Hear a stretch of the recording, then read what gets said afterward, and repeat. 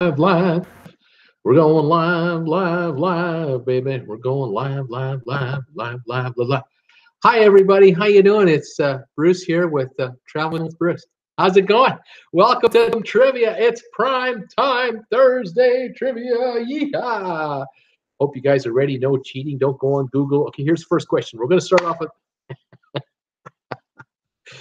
4 viewers. Let's go. First question got 758 answers. There's 4 of us here. All right, it's going to be a while, but shouldn't be a problem. Hope you guys are having a good afternoon. Loved our show earlier today. I'm still laughing about the hair comments. Steamer's giving me a hard time about the lack of hair, and he should be my barber. He says, "My goodness, I don't know about that. I don't think I want to do that. I'm afraid. I'm so afraid. I don't know." Oh man, had time to change my shirt, and that's the beauty when you buy a bunch of your own shirts. You get to roll them around and stuff. It's just great. I love it. And welcoming you guys back to the show. Nothing new on to report on that hurricane off of Mexico. It's just not making the U.S. news. You know, it's not important. If that hurricane were turning in the Gulf of Mexico, oh, we'd be hearing nothing but hurricane coverage on the networks. But it is hurricane season. It has begun, so we'll have to see if any more storms perk up. So far, the Caribbean have gotten off relatively unscathed so far. Cross our fingers. Hope it continues. We'll see what happens. Got to close my curtain over here, so I'm a bit shiny on this side of my face, but I only have to deal with it. What can I say? Oh my. You know, I keep seeing reports about some people keep talking about how they're finding their cruise costs are dropping. Folks who booked a cruise a while ago are finding out that as it gets closer to departure, in some cases their prices are dropping, and I'm kind of wondering about that. I was saying last week when I read that report from Morgan Stanley, the brokerage house, they were talking about how cruise prices or cruise lines, they're not urging their investors to run out there and buy the shares of cruise companies because they have a feeling that the optimistic growth projections that cruise lines have been making for the last number of years, although they've been delivering on their hopes, dreams, and aspirations, they don't think that next year they're going to meet the numbers. They don't think that. They have suspicions that the growth curve may be leveling off a little and that the capacity is growing a little too quickly. Fuel prices have been rising, and one thing after another going against the cruise lines. The big one, I think, is capacity. I really believe that. We talked yesterday, for those of you who were here and those of you who weren't. If you weren't here on the show yesterday, I was talking yesterday about how 5 new cruise ships will be using Miami this year, starting September and November. And all of these 5 ships have very high capacity numbers. The first one was Mariner of the Seas from Royal Caribbean. They're just refurbishing that ship. That ship should be just about done. That ship used to do 1-week cruises, week-long cruises. It's now being turned into Caribbean running cruise liner, but it's going to do a 3-day cruise followed by a 4-day cruise followed by a 3-day cruise and so on. So every week this 4,800 passenger ship will have to be filled up twice a week. That's 9,600 passengers a week on the Mariner of the Seas for either a 3-day or a 4-day cruise. That's a lot of pressure for travel agents and the cruise line booking department to fill those cruise ships up to the max. You've got the Norwegian Bliss is coming in November, 5,000 passengers a week. You got the Carnival Horizon is coming, roughly 4,000 passengers a week. You've got the Allure of the Seas coming into Miami now. That's almost 6,000 passengers a week at least. And the Symphony of the Seas for at least 6,000, maybe more, 6,500 total capacity per week. You add that up, those 5 cruise ships, I know that the likelihood is that they have replaced 5 other cruise ships that used to come in. There are more, by the way. Miami has other ships other than these 5, but These 5 replaced 5 other ships which didn't have the capacity that these have. So even if you're looking at, say, 1,000 capacity or 2,000 capacity for the larger ships more, the fact that the Mariner of the Seas is going to be filled up twice a week out of Miami. You're talking on a weekly basis starting November. Miami is going to have to deliver probably 8,000 cruisers a week more, maybe 10,000 a week more over traditional numbers. And that means a certain number are driving in, a certain number are flying in. And this is just the increase, not the regular, not the numbers already. The additional 8,000 more a week means 8,000 people coming in, 8,000 people getting out, more than last year for just these ships. The other ships out there that are plying the Miami harbor, we're talking a huge number of people using this port. It can handle it. Of course, it's designed to handle a lot of folks, as is Fort Lauderdale, and now, of course, Port Canaveral. But the analysts in New York, these stock analysts, they're sitting there going, guys, where is this capacity growth coming from? We understand you're thinking about a 3%, 4% growth rate for your business. We get that. That's reasonable. But with your capacity increases, to keep those ships full to the capacity levels you had before, and you've got to run these cruise ships at 98 to 104% to max out the money. Where are you? How are you going to do that? Can the airport handle the increased load of passengers required to meet the business? They didn't build new runways in Miami this year. They don't have A380 aircraft running through the United States to bring passengers to Miami. We're talking about 737s, 757s, the creaky old American Airlines planes, the United planes that are 20 years old, the Spirit Airlines, the 737s from Southwest Airlines. We're not talking about shiny new A350s like they have in the Mideast, and the A380s and the 787 Dreamliners. They don't fly domestically. So the American airline industry is kind of stuck at a certain capacity for each flight. And the trend has been to go smaller. The American airlines have decided their strategy to make money is to fly fewer passengers per plane in a more efficient plane. So the 737 MAX, that new aircraft from Boeing, beautiful plane, but it's designed to be way more fuel efficient and save the airlines a bunch of dough. Now, maybe you can handle some of these planes. They can get the stretch versions, but not all the airlines are getting the stretch versions. And in some cases, they're replacing 767s with 737 MAX planes. And you've got lower capacity, lower cost, fewer crew to run the cast, but it means that the planes are full up, completely full up, because you used to have capacity for 260 people. Now you've got capacity for 180 per flight.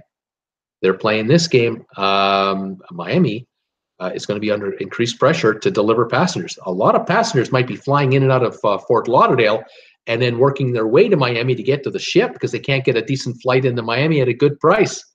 This is another issue that will dictate how cruise lines do, because if passengers from the United States find that it runs $100 more to get a round trip ticket from, say, St. Louis to Miami, or Denver to Miami, or whatever, Dallas, if these folks are finding that the cruise is okay, price of the cruise is fine, but geez, the airfare is now $150, $200 more.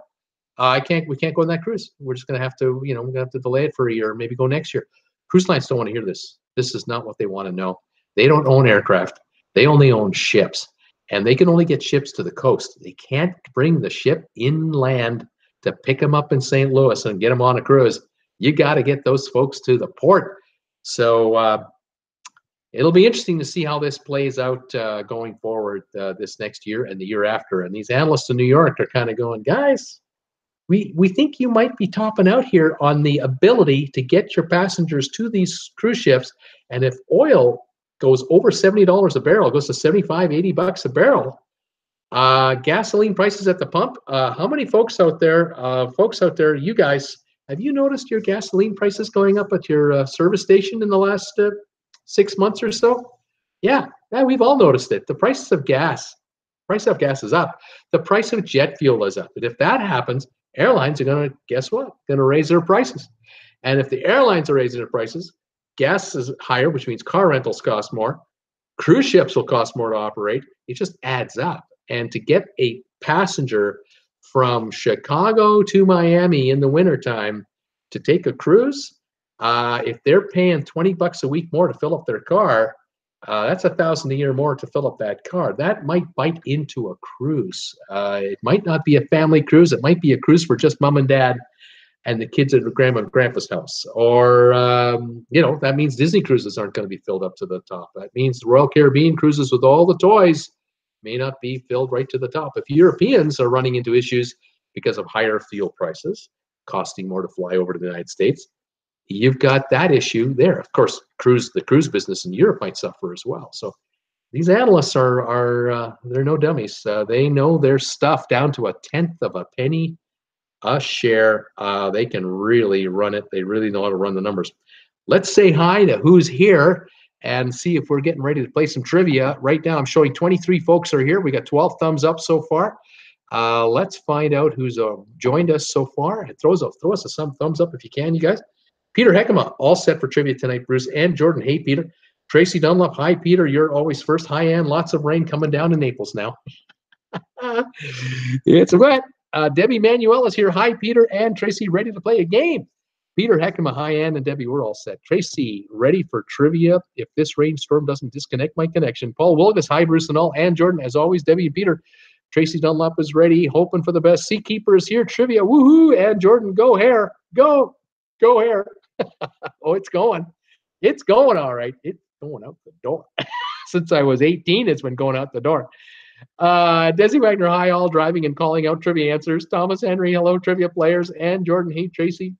And Jordan saying, hey, Thomas. Steamy Bean, Bruce, when do you plan to book? I do not know yet. Debbie Manuel, hi, Thomas. And Jordan, hey, ya Bean. Steam Bean, the cruise business will be a big high. It's in a big high, but no doubt there will be a slide. Oh, and it'll be interesting. It'll be entertaining. Seakeeper, hiya Bean, Tracy Dunlop. Maybe we will get some good deals out of Miami, especially last minute deals. That's a possibility. The Steaming Bean, Tracy Dunlop. I hope so. Steaming Bean, Seakeeper. Hey, Seakeeper Tracy. I am always up for a last minute deal. Tracy Dunlop, Miami Airport is a zoo now. We try to go out of Fort Lauderdale much easier. Yep, this is it. And the thing too is if capacity is increasing at Fort Lauderdale, cruise capacity, that puts more pressure on that airport. And so you got the double whammy for Fort Lauderdale. You got the local traffic and the Miami. There's that problem. You may have folks having to fly into Orlando or secondary airports and working their way down to Miami. I don't know how this will play out. It'll be something. Steamy Bean, when I flew to Florida, I was a little kid. We wore our Sunday best. It was classy back then. That's right. You can imagine the wardrobe that people wore in Miami in the 60s for air travel, the wardrobe they used to wear in New York. You remember the Mad Men show on television, and they would go on an airplane flight. They're all wearing their suits and ties, and the women are dolled up to the nines. This is a business trip, of course, and they're all dolled up. The folks traveling casually, which if you could afford it, oh my gosh, could you afford to fly in the 50s and the 60s? You had to have some cash. You had cash for clothes. you were dressed to the nines. I don't know if airlines would let you in looking like a schlep. I don't know if you could get on board an airplane. The airlines weren't going to allow that kind of nonsense. Oh, unbelievable. Steamy Bean, when I flew to Florida as a kid, love to travel. What costs me the most is the airfare, she says. Nina Frank, hi again, all folks. Hi, Nina. Tracy Dunlop, yep, Bean, when I was little, I was always dressed in my mom in heels, even for a 6-8 hour flight, wearing the heels and the stockings and looking great, putting on that Chanel number 5, Oh, yeah. And you were allowed to smoke on board. Oh, man, I remember when I was a child, we had my dad's first car, after we came back from Germany on that NATO thing after he was out of the Army. He had a Volkswagen squareback station wagon car that had the engine behind the back seat in the floor between the back wheels, just like all Volkswagens back then. The engine was in the back. And here we were driving this little 2-door car station wagon, because the driver's and passenger door, you opened them up. You had to fold the seats forward to get in the back seat. That's where we sat, my sister and I. And when we went to visit friends or relatives, but mainly my dad, mom, and dad would have some friends that we'd go visit. It would be on a Sunday. And oh boy, I had to put on a shirt and tie just to go to some parents' friend's house. And of course, the first question out of my mouth and my sister's mouth was, "Do they have any kids? Like, are there any children there? Anyone we can play with? Or do we have to sit in the living room and just sit there and watch you adults talk for 3 hours and drink and smoke and have a wonderful time?" But I remember the ride, the vehicle ride. My mom would be all dressed up. She would look just like Jackie Onassis, She'd be all dressed up with the little hat, and the outfit. And my mom would look like $1,000,000. Dad would have on a suit and tie. He'd look great. I'd be all dolled up. My sister would be all dolled up, and my mom would have on the makeup and the Chanel No. 5. And oh, the power of that stuff! It could kill. And for the little kids in the back, we were dying back there. And then mom and dad are lighting up cigarettes in the front seat of a Volkswagen. And they had those little rectangular windows in the corner of the windows. You remember those? Or you just used to angle them a little bit, mom and dad, and that would supposedly let the air out, let the smoke out. Yeah. They'd light up and poof, and the smoke would be permeating. And now we would be dying in the back with cigarette smoke and the Chanel No. 5 hanging in the air. And then they would try to air it out. Oh, those were days. Steamer, we weren't spoiled when we were kids. I'm telling you, we as the boomers weren't spoiled. I'm telling you that right now. Okay. Oh my gosh. Lisa Moore, hi Bruce and all. Valen Martinez is here from Argentina. How you doing? Nina Frank, hope for some celebs trivia again. DNG Explorers, good evening, Bruce and everyone. How you guys doing? I'm just having fun tonight. Oh, we had fun on the early show. Thomas Henry, I like Miami much better than Fort Lauderdale. Last year, flew from Tampa to Richmond via Fort Lauderdale. It was awful. Had to take the cruise luggage outside, get a bus, and re-enter through security. What a pain. I guess that would have been, huh? Thomas Henry, our last cruise out of Miami, the airport went smoothly. There you go. Steaming Bean, in the 70s, Air Canada had kids fly for free. My parents took all 10 of us to Florida. Oh man, no kidding. Gregory Hartman, I made it. Nice. Welcome, Gregory. You made it a while ago. And Jordan, hey, Nina. Steaming Bean, Bruce was all dolled up, laugh out loud. Oh, yeah, we had to get all dolled up. Oh, God. I had to put on those hard leather shoes, the shiny ones, the ones for church. The pants were those gray flannel pants that were scratchy and itchy. This is the 60s, man. We're talking hardship. Oh, it was bad. Oh, yeah. And then, of course, on the way home, mom and dad had a couple of drinks. And, the family that the company that my parents would go to visit, the kind of company, would be European because my parents were European. So guess what the food was? Garlic. Olive oil, garlic, the smell of that little cart of all the burping going on and the drinking and the smoking, and we're in the back seat, my sister and I, we're dying back there, man. And then there's the BO because Dad's had a suit on the whole time, and there was no air conditioning, no climate control like we have today in homes and cars. You just had to deal with it. And so, mom is now, the perfume's kind of wearing off on mom too. Oh, the memories and the times. I'll tell you, don't know if any of you experienced that, but as a kid, I remember it like it was yesterday. I out in public, and a woman walks past and she's wearing Chanel No. 5. Boom! That memory comes back to me every time. Never leaves you. Oh, it's unbelievable.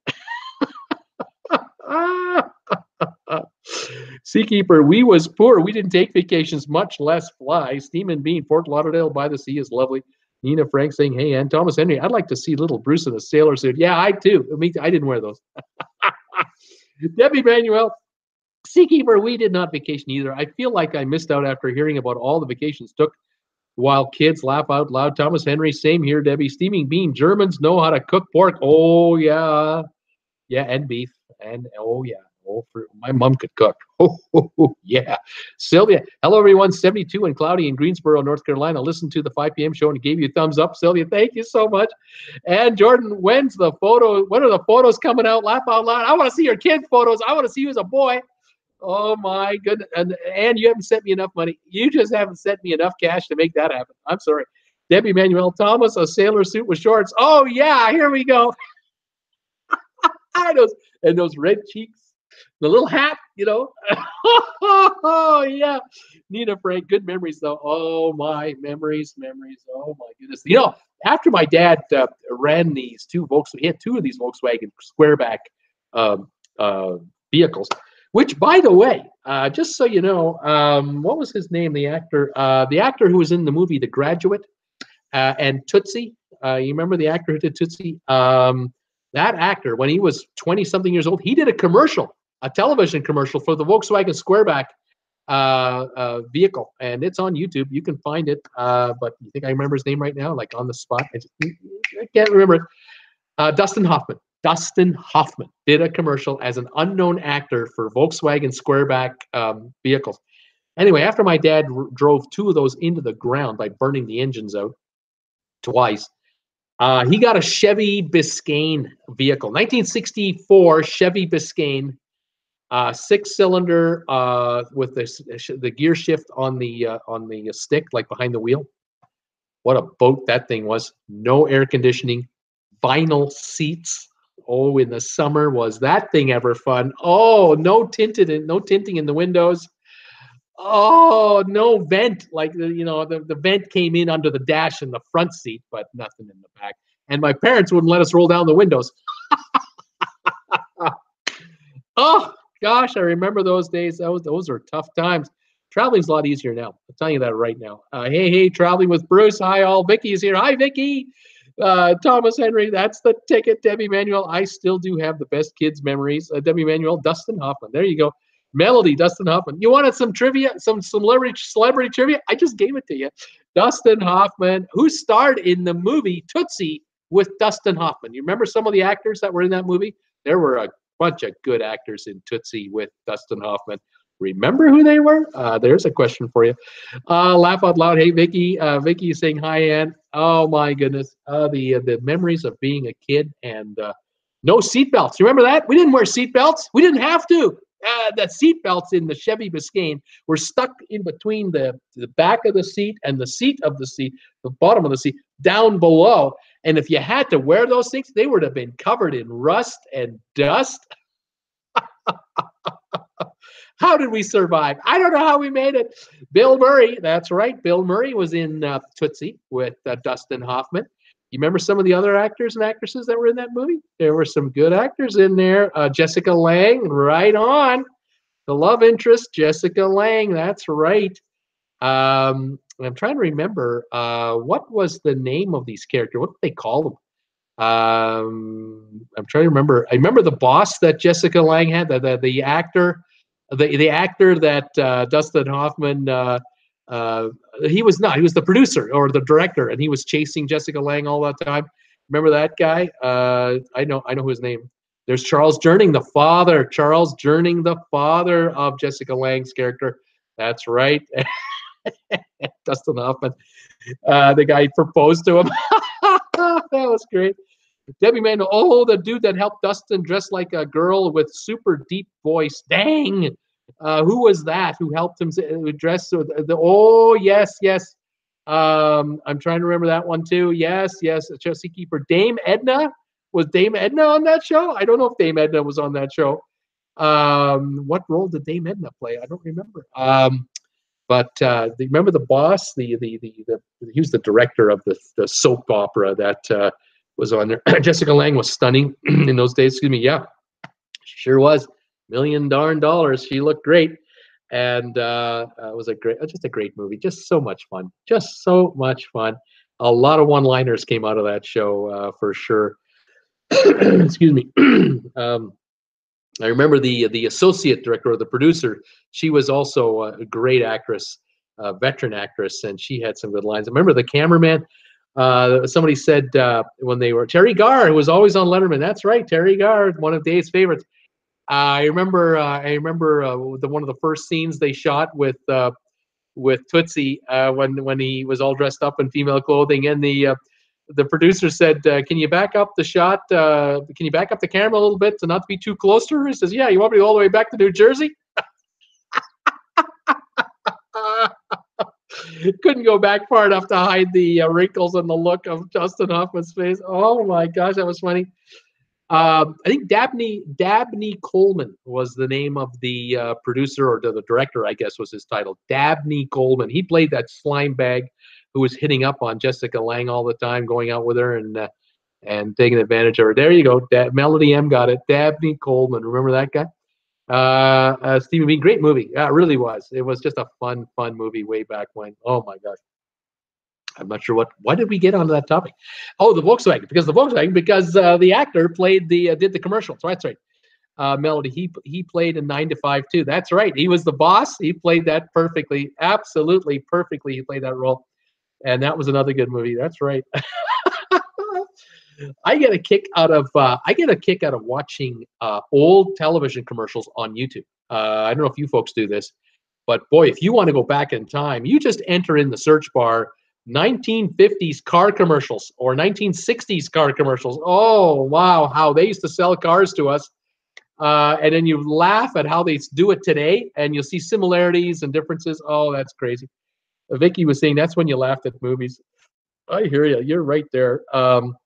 That's right. A steaming beat. Best little house in Texas. That's right. That's right. And Vicky, oh my God, 95 great movies. Steaming Bean. Charles Durning played the governor that got him an Oscar. He played the governor that got him an Oscar. What movie was that in, Steamer? I don't remember the name of that movie. He's a great actor, Charles Durning. I think he passed a few years ago, though. But there's a classic Volkswagen commercial called "Keeping Up with the Klempers" or the Klempners. So made about 1964, 65, and it was a camera shot. There's a camera kind of across the street from two houses in a suburb, and there was one house here, and they had their driveways right next to each other. And the Best Little Whorehouse. Oh, I see. That's it. That was a movie. Anyway, the theme of the commercial was both of the Mr. Klempner and Mr. Jones. No, Mr. Smith and Mr. Klempner, or whatever it was. No, Mr. Jones and Mr. Klempner. They both had $3,000 to spend on a new car, and with his $3,000, the Mr. Jones bought himself a brand new car, and he shows up in the driveway driving this big boat of an American car, and he parks it. And then with his $3,000, Mr. Klempner bought a washer, a dryer, a refrigerator, a stove, 2 television sets, a radio.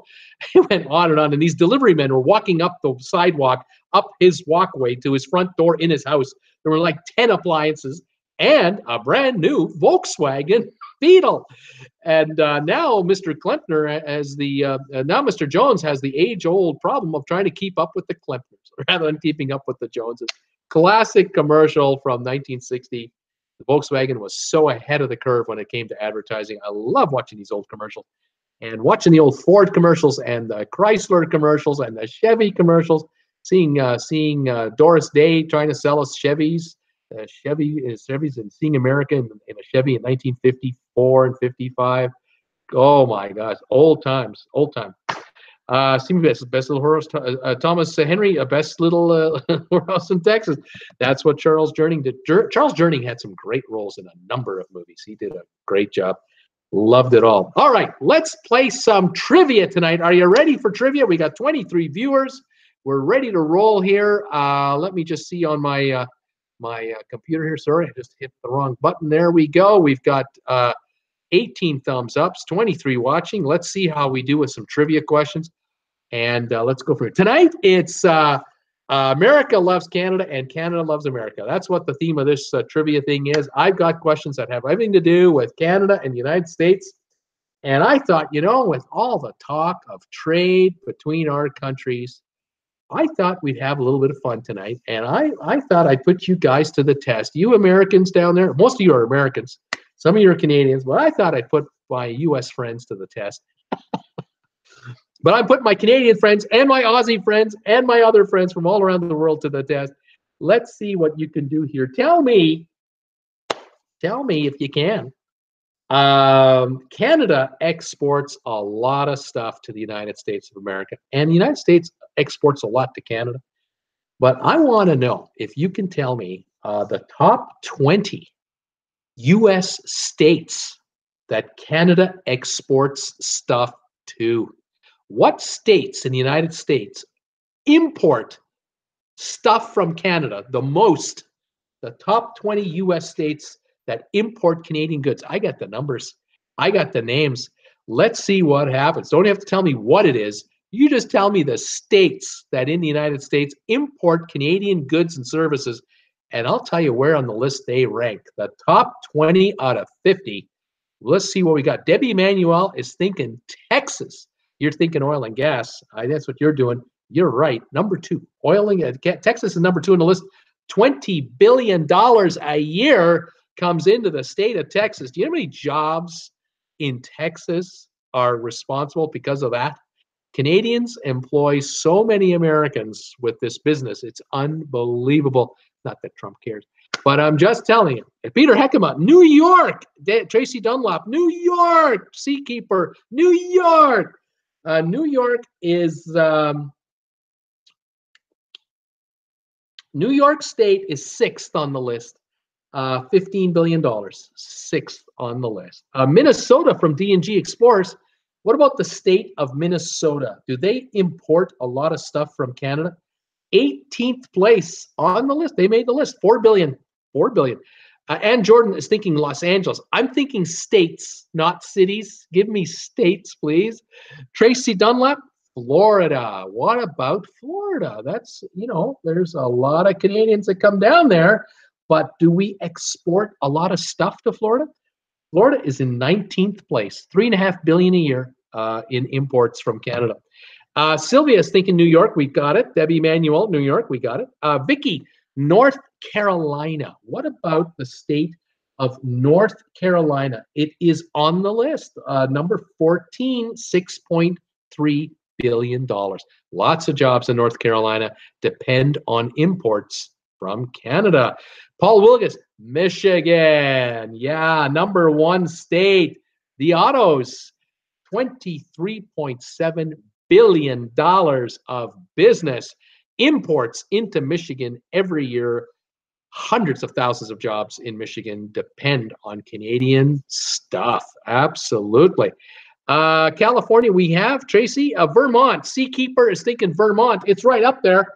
It's kind of a neighbor to Canada, but no, Vermont doesn't cut it. We kind of drive through Vermont. The trucks just keep on going.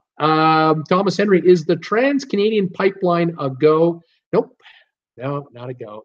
Politically, it's almost impossible in this green country to get a pipeline passed to make ourselves richer. It's the stupidest thing in the world. We can move oil and gas through very safe pipelines rather than through rail cars that get off the rails and explode in the middle of cities. Oh, no, we can't get a pipeline passed. There's a pipeline they're trying to build between Alberta and British Columbia. They're just trying to twin an existing pipeline. There's already been one since 1950. They're trying to build a new one beside the old one that they've upgraded over the years. They're having a devil of a time getting that through. The government of Canada is actually buying the company that owns the pipeline, so it will build the pipeline. The government of Canada will build it and shove it down the throat of the 2 provinces that are fighting each other. One wants it, one doesn't. The government of Canada is going to build it, and that's the end of the story. $4.5 billion. It's getting done, and everyone is shaking their head going, what is wrong with these politicians and all these greenies out there?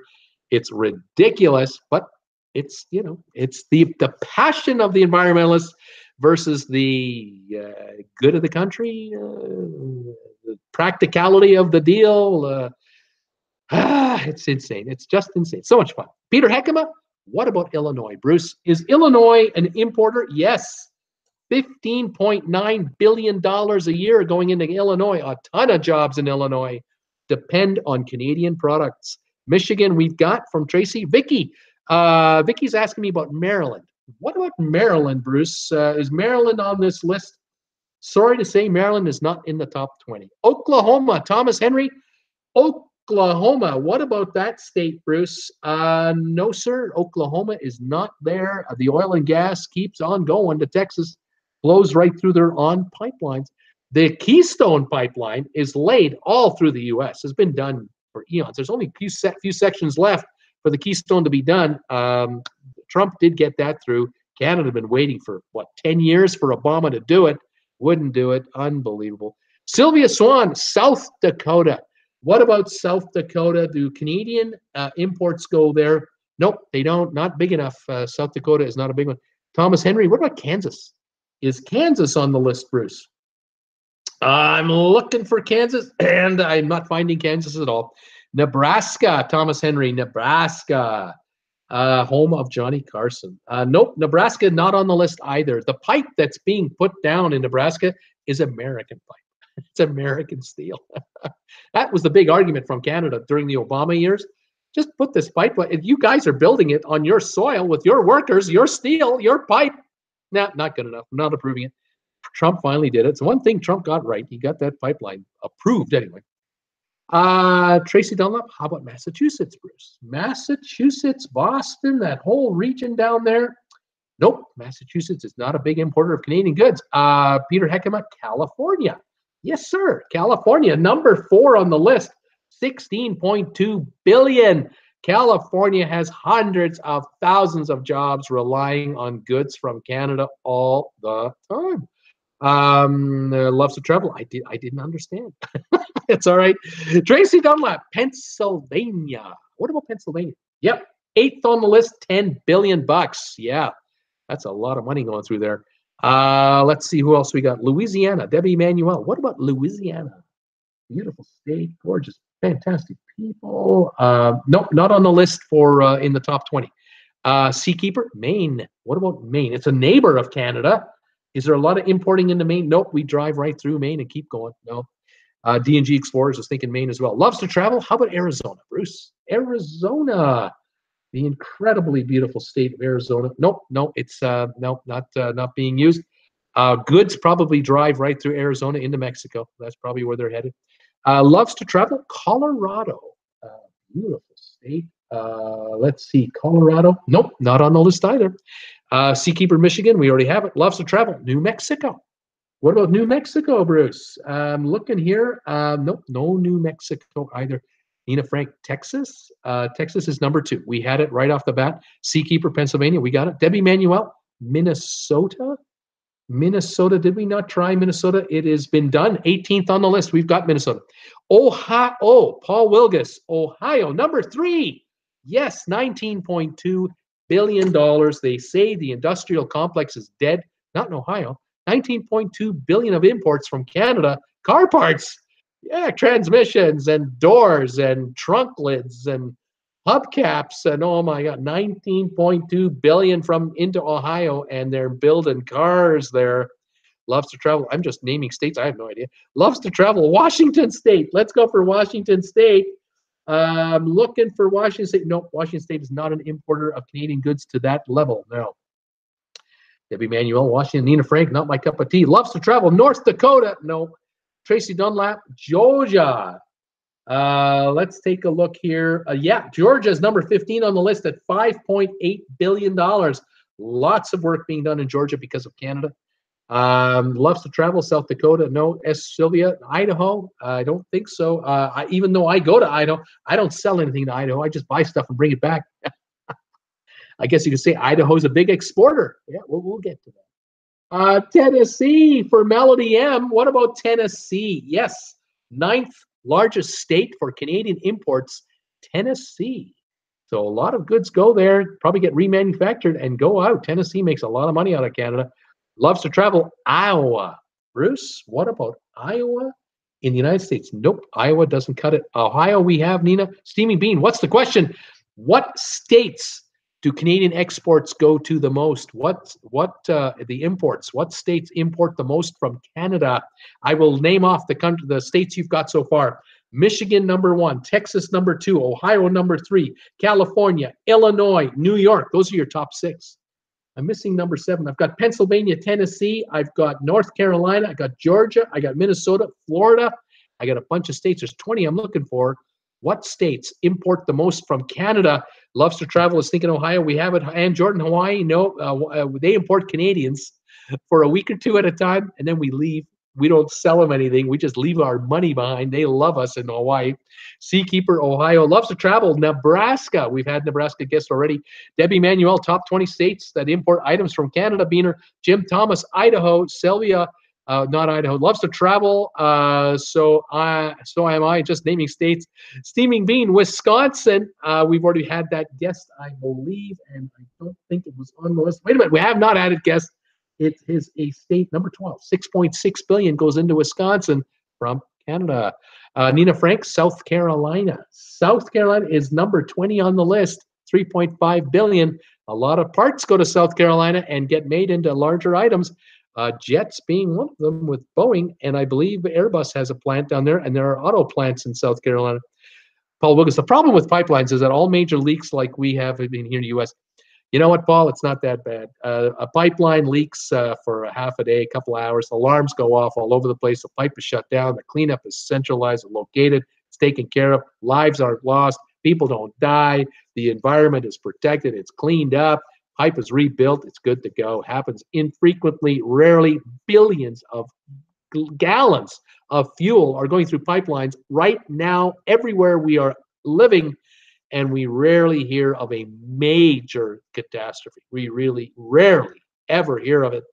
But rail cars, they jump the tracks all the time. 40 people got killed in Quebec when a bunch of rail cars filled with bitumen, petroleum, rolled into town because the brakes failed, and the conductor was not on the train because the train was just parked. The train rolled down the tracks into the middle of town, and the cars derailed right in the middle of town. The whole thing blew like an atomic bomb. 43 people. They didn't find bodies in that disaster. Charred, no recovered bodies in many cases. It was awful. And yet that province of Quebec declined to approve a pipeline to go through that province to move natural gas. They pay some of the highest prices in all of North America for fuel, and they still wouldn't allow a pipeline in. But they can bury their dead. They'll prepare to do that. We just throw our hands up in the West and go, what is with you guys? The propaganda has been shoved down their throats. They believe horror stories about pipelines that just aren't true. But what are you going to do, Paul? I can't help them. Sorry to say. Desi Wagner, Nevada, got to be on the state list of importers. It is not. It imports Canadians for the weekend, and we gamble and we go home. We don't leave anything. Loves to travel. Alaska. What about Alaska? Are they importers? No. Alaska actually are exporters. They sell stuff. Colorado, we've tried. Isn't on the list. Florida, we've already done Florida. And I believe Florida, number 19, they were on the list. Michigan, we got. Georgia, we got.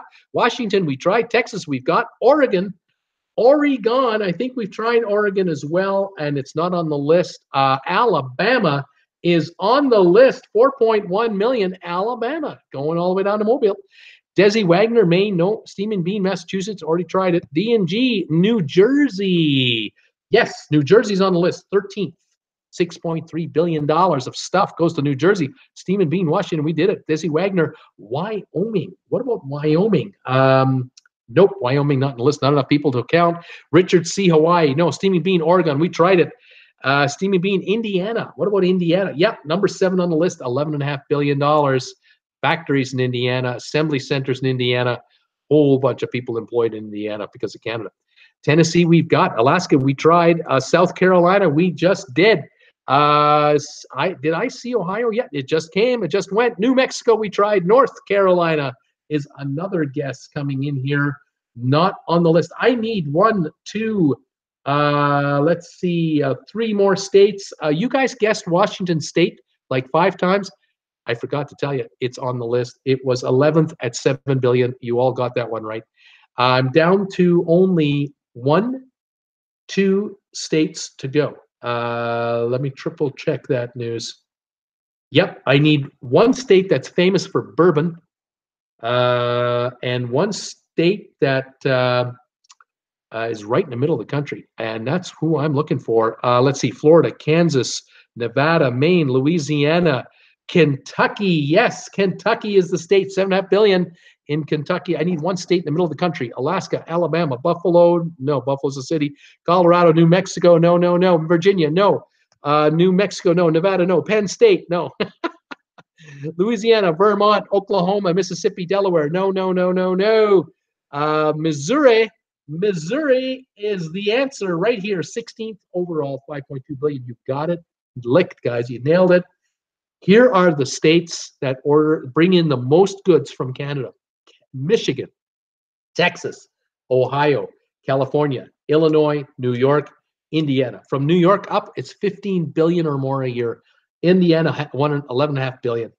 Pennsylvania, 10 billion. Tennessee, Kentucky, Washington, Wisconsin, New Jersey, North Carolina, all 6.5 billion or more. Georgia, 5.8 billion. Missouri, 5.2. Alabama, Minnesota at 4 billion. Florida, South Carolina, $3.5 billion a year of goods from Canada into the US. A lot of these goods some are finished. A lot of them are parts that get reassembled into other machines to then be exported or sold domestically. Big money being made there. Lots of business being done there. Now, we're going to play another little game, completely different. This one is a solemn day, not a happy day, not a happy occasion, but it is an occasion. I was thinking about the Canada-US relationship the other day when I heard all this garbage about the G7 nonsense. Oh, Mr. Trump's all pissed off, and the Germans doing this, the French are doing that, the Canadians are doing this. Oh my goodness! So I was thinking about the Canada-USA relationship over my lifetime, and thinking about the fact that I wasn't around in the Second World War. I showed up well after the fact, and of course the two countries served together, fought together, died together to protect the way of life that we have today. And thank God they did that. The greatest generation. Thank God for those guys. But I remember 1980. I don't know if you folks remember 1980, but you remember Jimmy Carter when he was president, 1980, and 79 and 80. And in 79, the Iranians took over the American embassy in Tehran. You remember that? I'll never forget that. I couldn't believe it. I was stunned when that happened. I was absolutely stunned. And all those diplomats were held hostage and called spies. And then we found out in March 1980, it all came out. The big story broke. Canada smuggled out Americans. The Canadian caper, it was called, the big Canadian caper.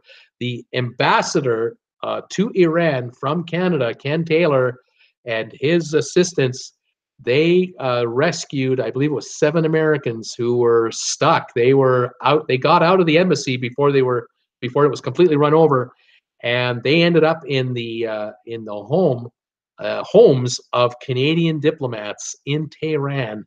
And the Canadians got them fake passports, Canadian passports. They made real Canadian passports for Americans, turned them into Canadians, taught them how to speak Canadian, and got them out of the country because Canada announced that it was closing its embassy for the holidays, and it would be back in about a month's time. They still had relations with Iran at the time. And Canada slowly had for weeks gotten rid of all of its key people out of Iran totally. Then Canada got rid of all of its sensitive materials. All of its documentation was shipped out or destroyed for weeks prior. And then the embassy staff, there were like 2 people left, the ambassador and his bodyguard, the RCMP guy. And they took a sledgehammer to all the telex machines and all the sensitive computers. They destroyed them all, and they trashed the inside of their own embassy. And then they locked it up, and nobody knew from nothing. And the 7 Americans were taken to the airport, and they made a movie about it called Argo. Won the Oscar about 3 years ago, and they got those Americans the hell out of there and flew them up to Geneva, and then over to Wiesbaden, Germany, and they got them home to the United States. And of course, Canadians were thanked by Americans for years because of that. And that was the first time I remember, and I recall a huge, something big that we did for the United States. I was so proud of Canada for doing that. I thought it was fantastic. And I was so happy we could get those people out of there because the rest of them were held up in that embassy, 54 of them.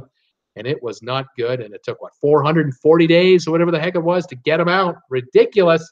It took until Reagan got elected because the Khomeini over there, Khomeini, he didn't trust Reagan. He thought, oh, Reagan's going to drop the bomb on us. We've got to get these Americans the heck out of here.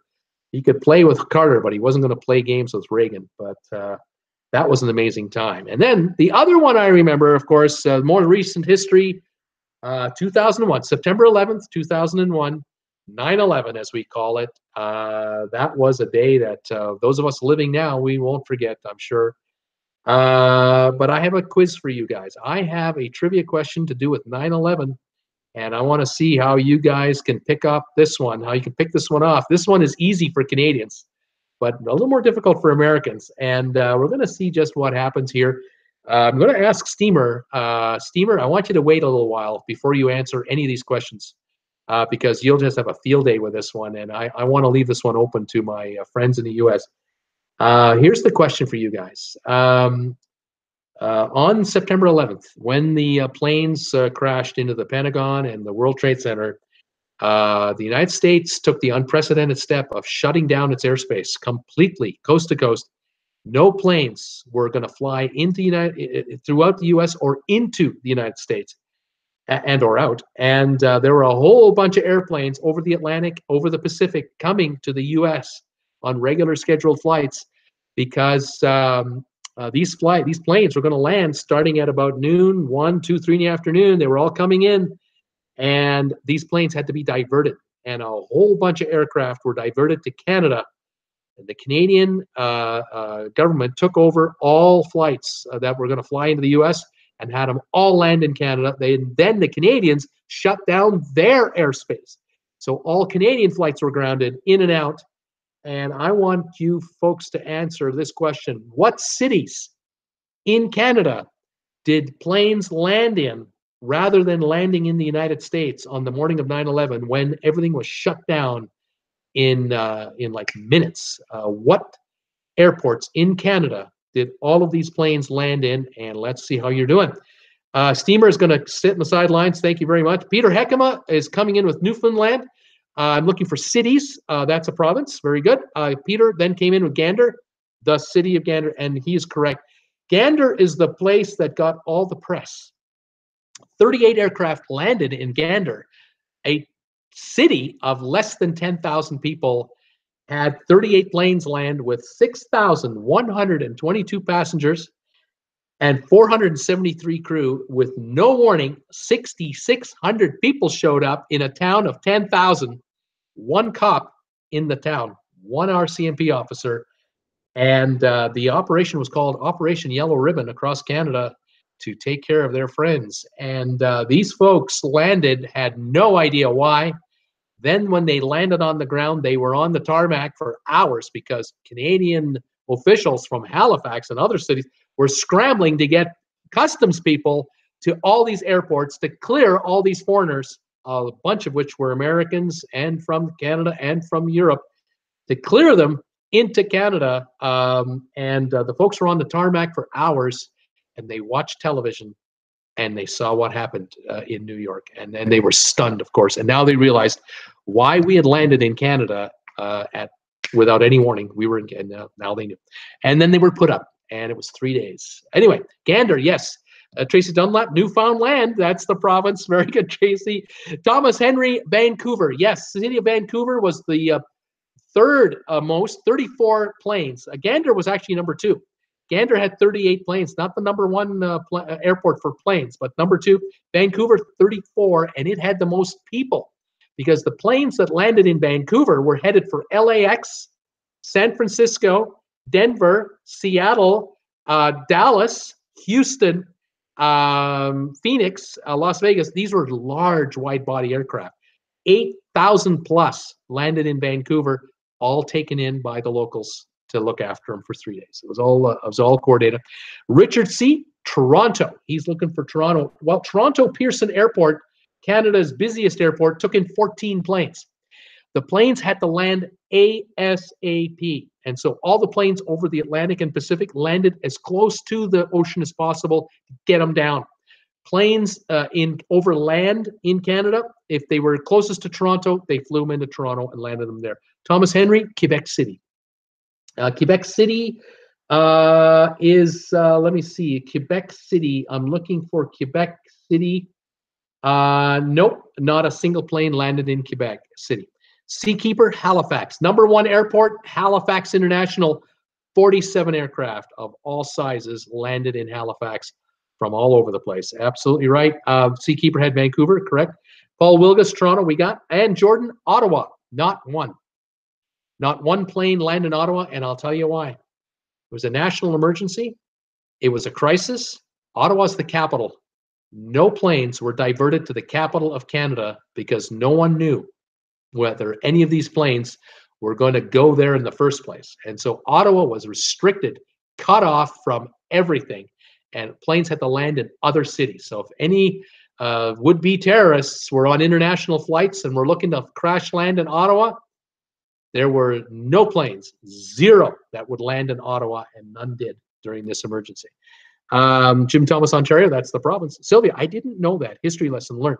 And Jordan, Creston, British Columbia. How many planes landed in Creston? We got a runway here for little single engine aircraft and double engine aircraft. I think we can land a private jet over here, but only certain kinds. Nothing here.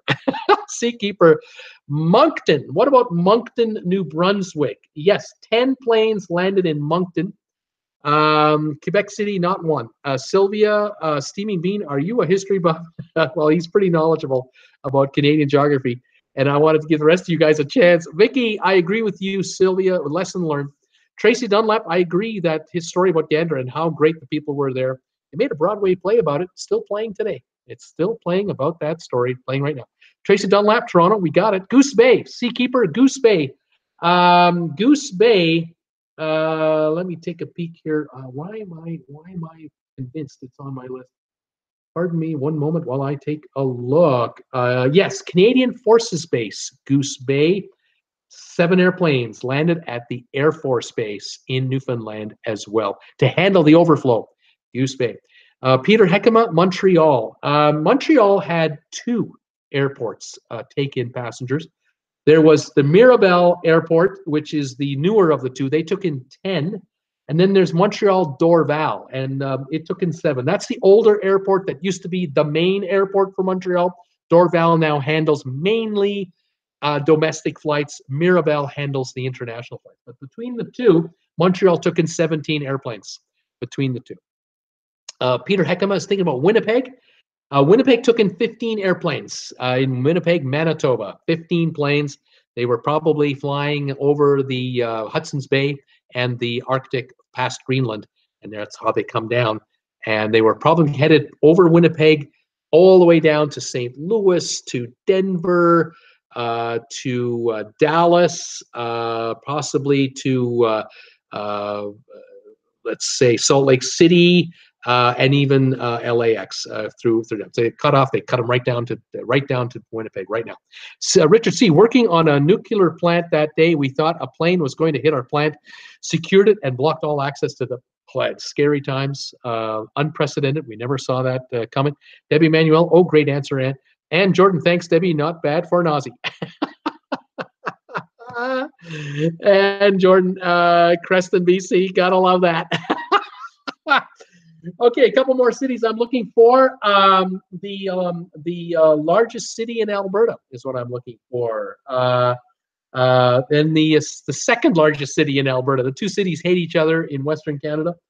Let's see here. Some of you won't get some of these. There's one city in the east in Newfoundland as well. And it's the main airport for Newfoundland. And no one has guessed that one yet. Let's see here. D&G going for Calgary. Absolutely. Calgary, the largest city in Alberta. 13 planes landed in Calgary. Mirabel is freight only, no more passenger flights. Oh, interesting, Seakeeper. They've changed it. Thank you. Things have changed since I've, haven't paid attention out there. Peter Heckema, Mirabel, north of Montreal, is mostly cargo. Most international flights going to Montreal, Dorval now. Very good. Thanks, both of you guys. Peter and Seakeeper straighten me out there. And Jordan laughing out loud. Peter Heckema, Calgary. We got it. Peter Heckema, Edmonton. Thank you. That's the second city. 6 planes landed in Edmonton that day. Tracy Dunlop has Edmonton as well. Peter Heckema, Corner Book. Did Corner Brook come into play at all? No, I don't have Corner Brook in this list.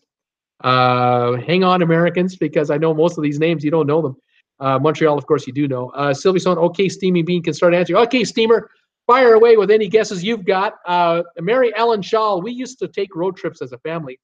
Back then, my parents had a cooler between their seats with beer. That's right. The old days, you're driving to the campsite. No air conditioning in the car. You had a cooler there. It had the cola for the kids or bottles of water, and it had beer for dad. Mom and dad had you betcha. You got to keep that stuff cold. You can't let that get warm. That's unforgivable. Steamy Bean, Edmonton, we got it. Steamer, I'm looking for the big city in Newfoundland at the airport there. I'm looking for a large city in Ontario other than Toronto. He's got Toronto. He's coming in with Halifax. We got him already. I'm looking for the city up in Yukon as well. Let's see here. A couple of cities in Yukon, actually, I'm looking for. St. John's, there we go. St. John's, Newfoundland. Thanks, Peter, and thanks, Steamer. St. John's, 21 planes landed in St. John's. Here are the answers so far that you guys have correct. You got Halifax, 47 planes landed. Gander, Newfoundland, 38 planes. Town of barely 10,000 people. Vancouver, British Columbia, 34 planes. St. John's, Newfoundland, 21 planes, 150,000 in the city. Winnipeg, 15 planes, 800,000 living there. Toronto Pearson, 14. Calgary, 13. Moncton with 10 planes. Mirabel, Montreal with 10. Canadian Forces Bay, Goose Bay with 7. Montreal Dorval with 7. Edmonton with 6. That's what I have so far. I'm looking for Whitehorse.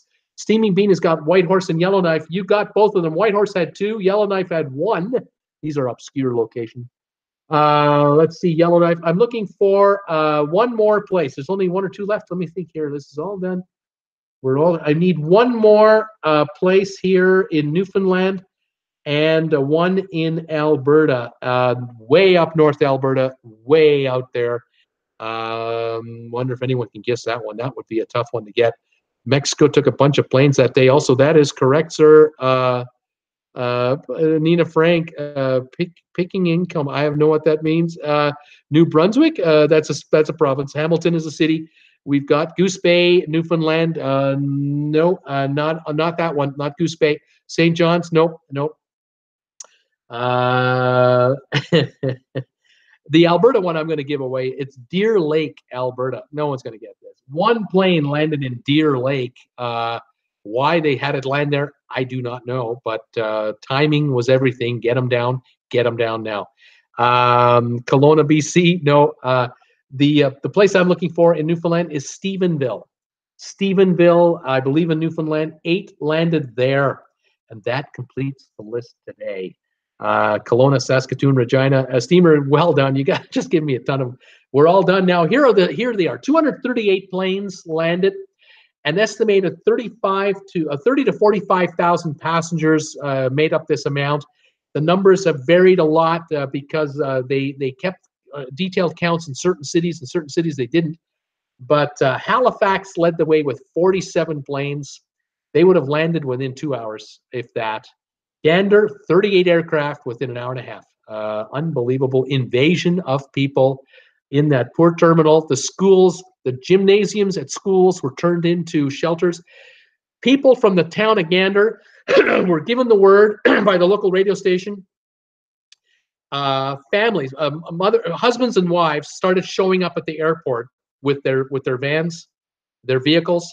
And after the passengers were cleared through customs and now we're in the terminal, citizens of Gander would come in, and mother and father would come in, and they would have room for 5 people. There'd be a family of 5.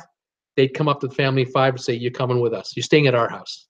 And when you come home to our house, you can use the shower, you can eat all you want, you can call anybody you want to call back home, you can watch television, you can play with your kids can play with our kids. Come on to our house." And the next family would come in. We got room for 4, and they'd grab a family of 4. Next group would come in. We can take 6 people. We can take 5 people. So they'd take a family of 2 and a couple, and they would just all be taken in. And within by that evening, all 6,600 were housed and were looked after and were fed and could call home and could charge their cell phones and could eat and could watch television in horror like the rest of us and find out what the heck is going on. And it took 3 days before those planes could leave, and tears of joy when they left, and lifelong friendships to this day. Halifax, number 1. Gander, number 2. Vancouver, 34 aircraft. St. John's, 21. Winnipeg, 15. Toronto Pearson, 14. Calgary, 13. Moncton, 10. Montreal, 10. Stephenville, 8. Canadian Forces Base, Goose Bay, 7 planes. Montreal, Dorval, 7. Edmonton, 6. Hamilton, 4. Hamilton was another answer. Steamer, I know you had it. Whitehorse, 2. Deer Lake, 1. Yellowknife, 1. 238 aircraft. The skies were shut down. I couldn't believe how quiet it was. I was in Vancouver at the time. I had been on a business trip there. I was supposed to fly home September the 11th that day. I was supposed to fly home that day to Palm Desert. My wife and daughter were in Palm Desert. That's where I was living at the time. Alaska Airlines was supposed to fly in to Vancouver, and I was supposed to get a flight out at about 11 in the morning. And at about 8-hour time, everything was shut down, and I was watching television, and I was watching planes land in Vancouver from all over the world. Were landing in Vancouver, 34 of them, and they used one of the runways as a parking lot to handle them all the taxiways, and then they shut the whole thing down, and it was quiet in the skies, very eerie, quite amazing. Ann Jordan is asking me, what's your closest airport? For me, my closest airport right now for commercial aircraft, Spokane, Washington, 2 hours, 20 minutes away, would be a larger airport for me. A small airport would be Cranbrook, British Columbia, about an hour and a half north of us, but it only has a few regional flights from here and a few charter flights in the winter. But if I were going to fly to Florida or to Los Angeles or to Chicago, New York, Spokane. I'd get into Spokane, either head to Chicago and connect, or down to Denver and connect, or to Vegas or to Los Angeles, or even to Seattle on a couple of quick flights to Seattle, a quick 30-minute flight, and then Seattle would be my international flight from there. So that's my closest airport from this little neck of the woods north of Idaho. Boise would be another airport, but that's 10 hours by car away from me, too far. Excuse me. Debbie Manuel, yes, yay Canada. I always so enjoy what I learned during your trivia time, Bruce. Nina Frank, wow, that's amazing how people came together in a crisis. Tracy Dunlap, so amazing. People in Gander, there were people in Gander who were so moved by what happened, how they were treated at this terrible time.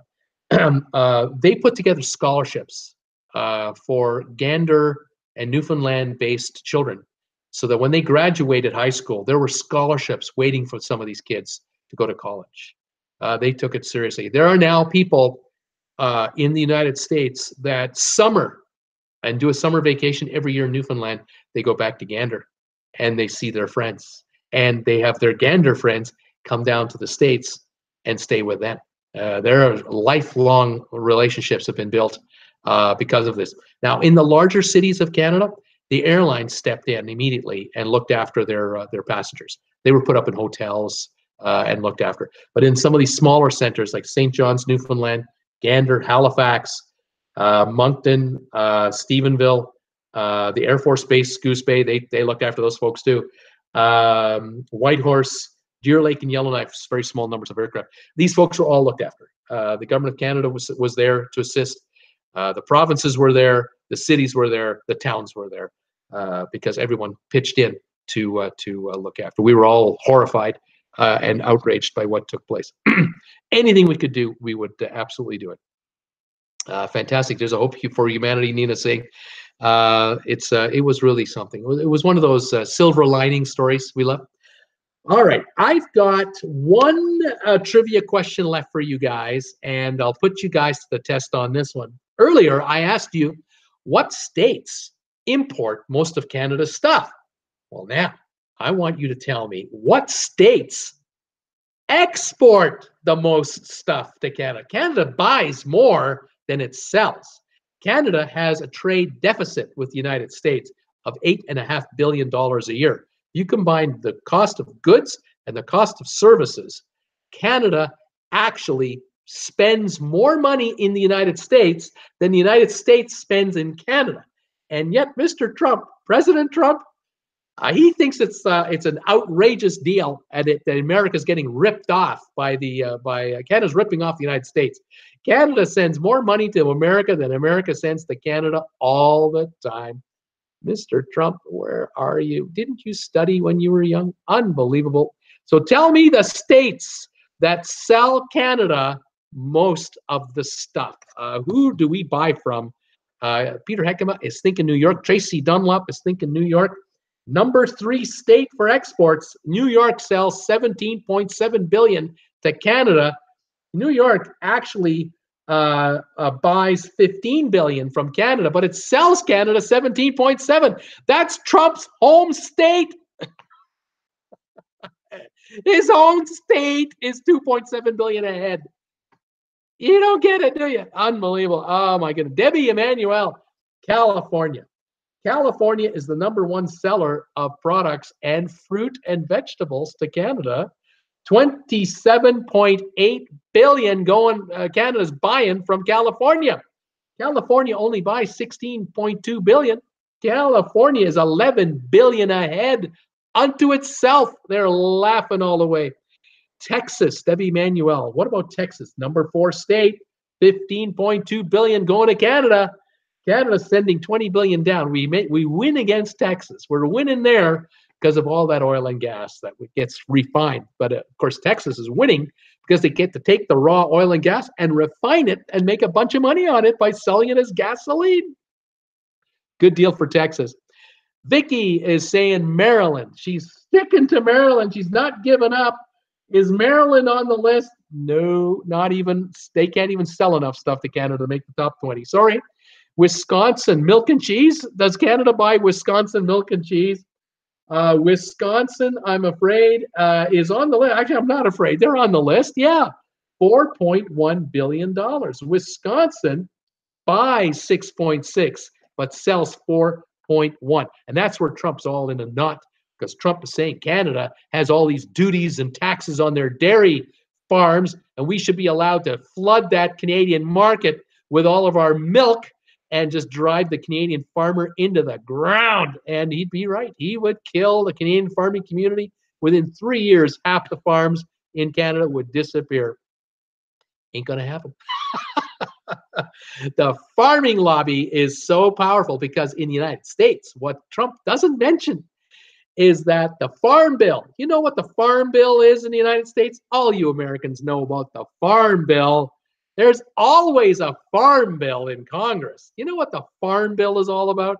It subsidizes the American farmer with U.S. tax money to the tune of $20 billion a year. It's unbelievable. It's an unimaginable, unthinkable number. It is vouchers for food for the poor, for school kids. The American farmer is subsidized more than the Canadian farmer is subsidized in actual dollars. And that's why a gallon of milk, when I want to buy a gallon of milk, I want to buy it in the United States, because a gallon of milk in Canada costs me $5 a gallon. A gallon of milk in the United States, Canadian prices, $2.50, half price. I pay $2.50 a gallon more here for my milk to protect my farmer. We're the ones paying, not you guys. We're the ones paying. But Trump wants to allow those gallons, those millions of extra gallons of milk that American farmers keep making. They want to flood the market up here, and that will kill our farming business. So I don't know. I don't. What can I tell you? It's unbelievable. But it's $2.50 a gallon in the States because of the subsidies from the Farm Bill. It's you taxpayers in America allow me to buy your milk at a discount, and I thank you because it's American tax money that keeps the price of milk so low. That's what the deal is. It's unbelievable. Oh, it's so much fun. So much fun. South Carolina. Tracy Dunlop. South Carolina. Do they sell stuff to Canada? Yes. They're in 20th place, 2.9 billion. And they're in 20th place on the import list at 3.5. South Carolina is losing 600 million. Chump change. But yeah, it's a little deficit there. Tommy Eaton, Washington State. Does Washington State export? Yes, they do. Washington State sells $12.8 billion worth of stuff to Canada, 5th place on the list of 20. And yet, when it comes to buying our stuff, Does Washington State make the top 20 to buy our stuff? Nope. Washington State buys very little from Canada, but it sells a ton. What do we buy from Washington State? Boeing aircraft. That's what we buy. We buy military planes and parts from Washington State. We buy Microsoft goods and services we buy Amazon products from Washington State. 12.8 billion of it is coming into Canada from Washington State. Washington State loves Canada big time. Michigan, Tracy Dunlap, Michigan. Michigan was our number one state for exports. For imports, Michigan is, let me think a minute here. Where's Michigan, Bruce? Minnesota. I don't see Michigan. I don't see Michigan on the state. We don't have Michigan. It all goes to Michigan, and they make cars and sell them from there. They buy parts from us. Tracy Dunlop, California, we've already got. Vermont, great cheddar. Canadians need cheese, Thomas Henry saying. No, not enough. Not billions of dollars. Maybe millions, but not billions. Tracy Dunlap, New York, we've got already. New York, we had third place. Hawaii, no. Florida, does Florida, yes, Florida sells us $4.3 billion worth of stuff. Oranges, grapefruits, lemons, limes, you bet. Produce, grapes, all kinds of vegetables. We buy from Florida like crazy. Let's see, Michigan cars, not on the list. Michigan, Illinois, is Illinois number 2? Illinois, 25.3 billion is where I'm showing it. I'm thinking there's a problem with this survey regarding Michigan. It's got to be on this list somewhere, but I just don't have it written down here. Maybe I missed it, but I'm sure Michigan's on the list. I'm sure you're right. Forgive me for that. North Carolina is the other guess. Yeah, number 18, North Carolina. They sell us 3.4 billion worth of goods. Alaska, I'll try Alaska. He's saying, let me take a look. Alaska, nope, not on the list. Nope. Alaska sells to the USA, the Prudhoe pipeline, and to tankers, and then down this coast to the USA. Nina Frank, Florida, we've got it. Paul, I can't let you use that word on the channel, but I agree with you. Peter Heckema, Maine. Peter, is Maine selling anything to Canada? Nope, not Maine doesn't make the list. They don't have manufacturing centers there either. Small population. Tracy Dunlap, Wisconsin, not on the list. Debbie Emanuel, or they were on the list, were they? Yeah, they were on the list. We already got them. Wisconsin's on the list. Debbie Emanuel, I purchase a ton of Canadian produce. Yep, you sure do. We sell you a lot. Nina Frank, Indiana. Does Indiana sell to Canada? Yep, number 9 on the list, 7.3 billion. Big time. Washington, big time. Georgia is the next guest that I'm seeing. Georgia, number 16 on the list, $4 billion a year. Yes. Alabama. What about Alabama? Do they sell to Canada? Nope. Alabama does not make the cut. Pennsylvania. Tracy Dunlop. Yes. Don't they? Aren't they? Yes. Yeah. Number 7, $10 billion a year. Pennsylvania. Big seller to Canada. Nina Frank, Idaho. What about Idaho? Bruce goes down there, buys that ice cream and buys that milk. Doesn't that help? I don't buy enough, I guess. They don't make the top 20. Tracy Dunlap, Virginia. Is Virginia on the list? Nope, not on the list. Ohio, Paul Wilkins. Yep, number 6 is Ohio, $11.5 billion. You've got the top 7 now. You've got California, Illinois, New York, Texas, Washington, Ohio, Pennsylvania. Those are the top 7. Kentucky, Peter Heckema, thinking about Kentucky. Does Kentucky sell a bunch of stuff to Canada? Yeah, 3.4 billion. Bourbon. Yeah, we're buying Kentucky bourbon. Richard C. Is looking at Puerto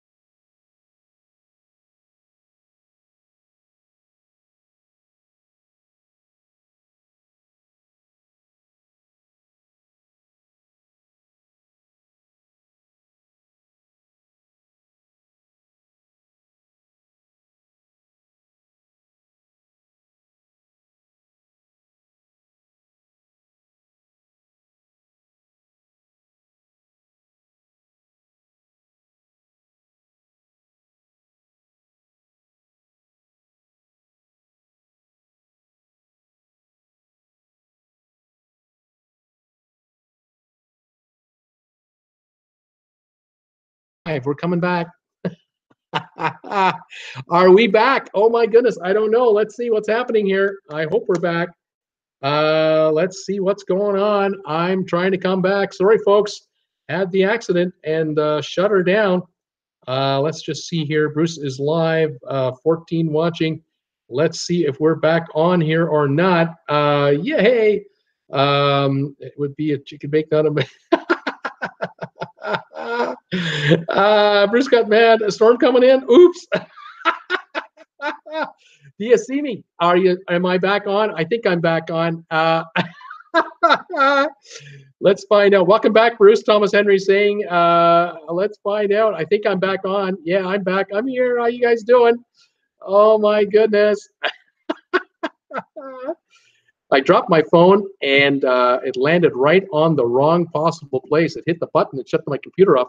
We're back. Okay, good. All right, where were we? Oh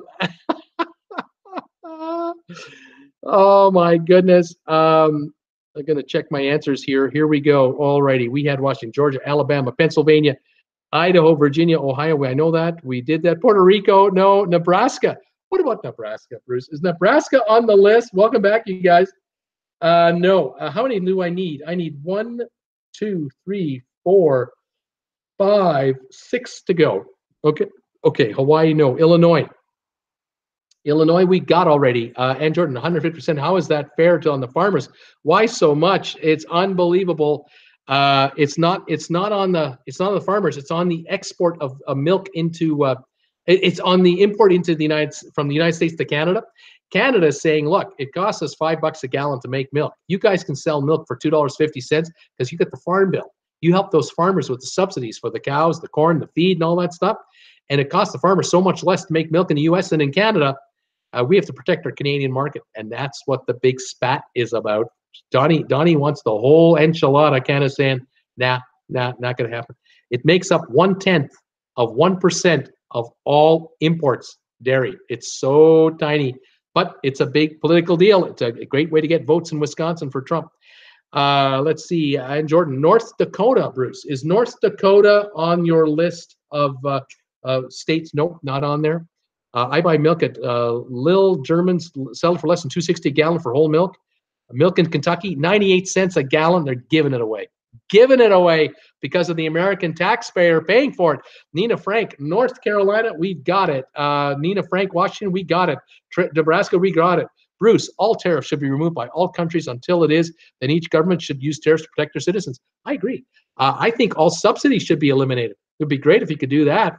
We could eliminate all subsidies and pay what it really costs to make stuff would be a thing. But trying to convince 160 countries around the world to make political decisions that are bad for you. Good luck.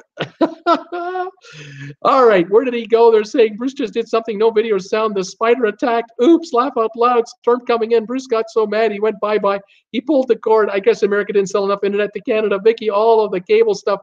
And this is what happens. Maybe he needed milk and went to Idaho. Laughing my ass off. Somebody should send him a can of Raid. Thomas Henry, Tracy's laughing. Vicky's, yay. Jim Thomas would get a chicken bake, not milk or both. Welcome back, Bruce. Okay, again, you're back. Everyone's saying, what? You thought it was my stupid system. Yay, you're here. Peter Heckema. Okay, Nina Frank, Wyoming. Nope, Wyoming's not on the list. No, Utah. What about Utah, Bruce? No, Utah's not on the list either. Nina's going to work here. She's going to work. Missouri, she's saying. Missouri.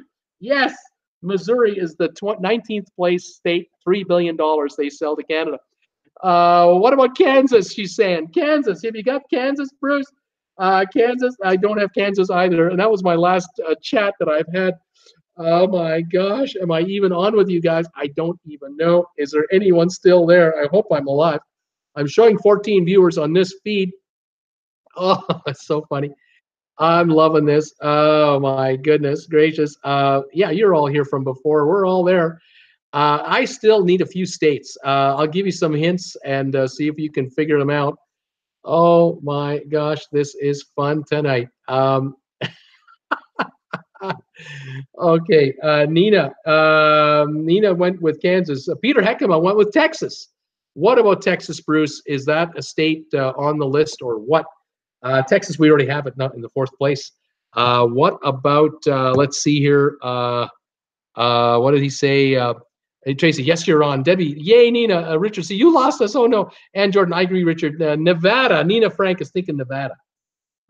Nina, nope. I'm looking for 4 states. 4 to go. I've got 2 on the east coast of the United States that touch the Atlantic Ocean.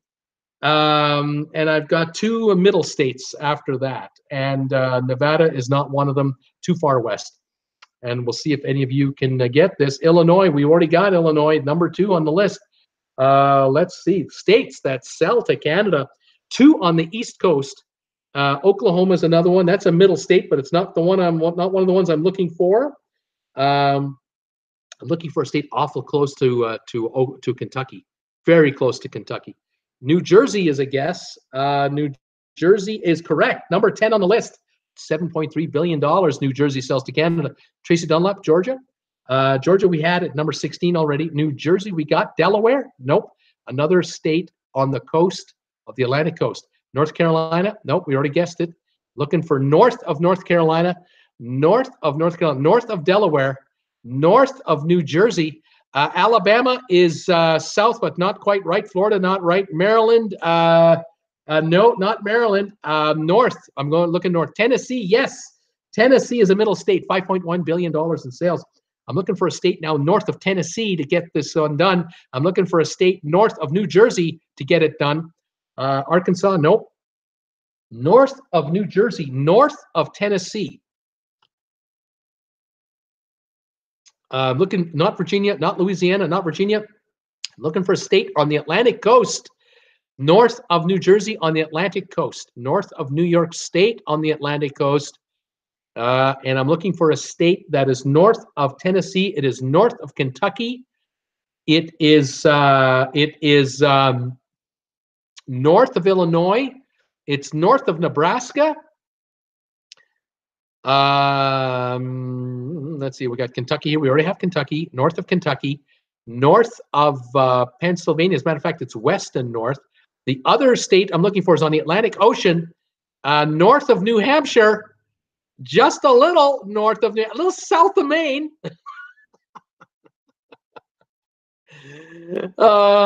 Connecticut, north of Connecticut. Just a little. Not much, just a little. You could drive to it by car from there, easy. Same with New Hampshire, really, so you can drive into the state. Rochester, it's not Rochester, New York. I'm looking for a state on the Atlantic Ocean. What state on the Atlantic Ocean north of Rhode Island? Oh my goodness. Massachusetts, there it is. Yes, everyone's getting Massachusetts now. Number 11 is Massachusetts. I'm looking for one state in the Midwest, and it's north of Illinois. It is north of Nebraska, north of Iowa. It is east of North and South Dakota. I'm just about giving it to you guys. North of Wisconsin and west of Wisconsin. One more state, $7.5 billion in business. Duluth is a city in this state. Starts with an M. Land of 1,000 lakes. Utah. Who has a map? Minnesota, Michigan. Thomas Henry, Minnesota? Really? Minnesota.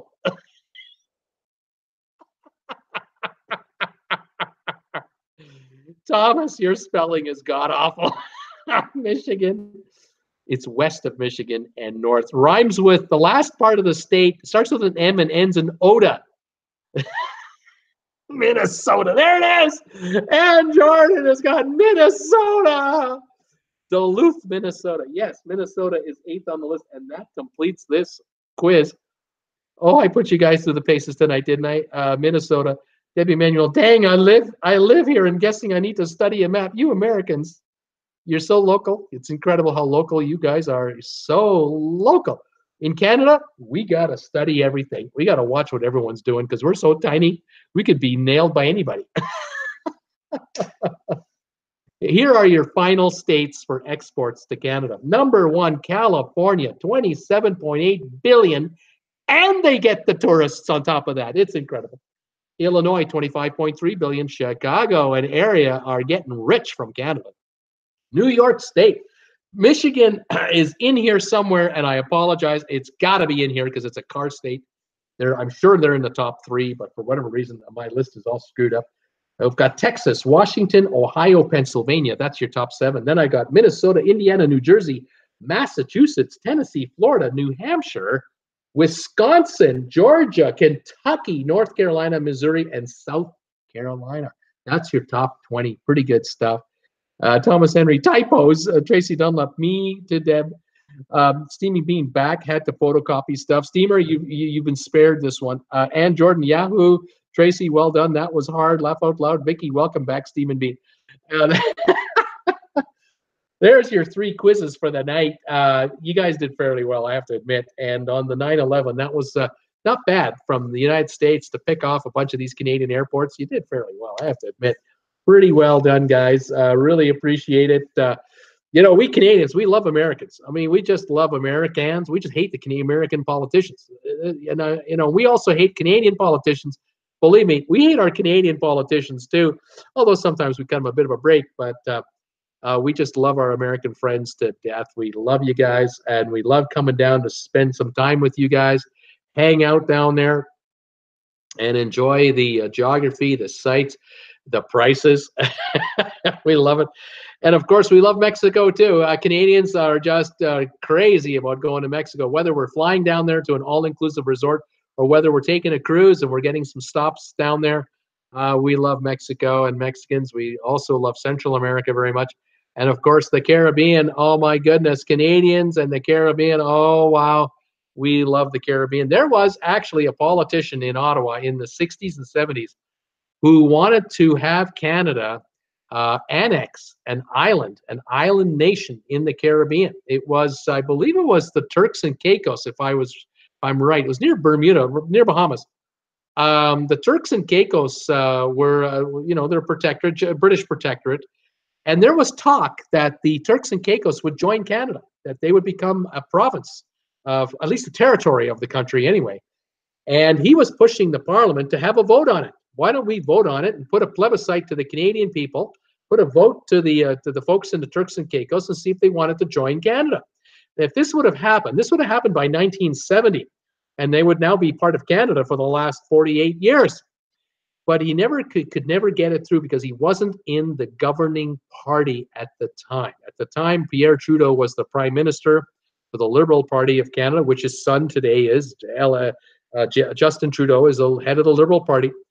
And the Liberals, they didn't want any part of this deal because they knew the numbers it would take, the amount of money it would take to bring that island up to Canadian standards for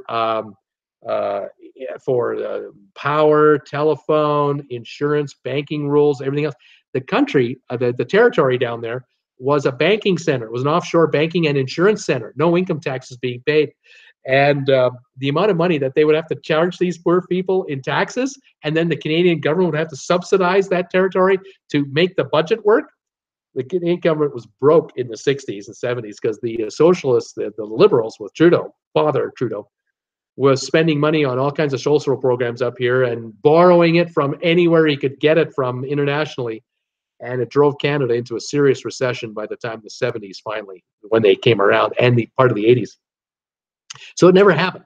And so to this day, there are many Caribbean islands down there that are a protectorate of British territory or American or are their own standalone countries. And unfortunately, when a hurricane comes through the Caribbean and rips up 90% of all the buildings on an island, if that island happens to be an independent country, they're in big trouble because they can only rely on their own resources or the ability of the World Bank to lend the money to survive. But when it hits St. Thomas or Saint Martin or other protectorates like St. Bart's and other, like now of course, Turks and Caicos, they're covered by they're protected by Britain, and they're being given tons of dough, or United States in the case of Saint Martin and Saint Thomas, or Saint Martin is divided in between Denmark and France. They have these countries to back them up with emergency loans and emergency money to get everything straightened out.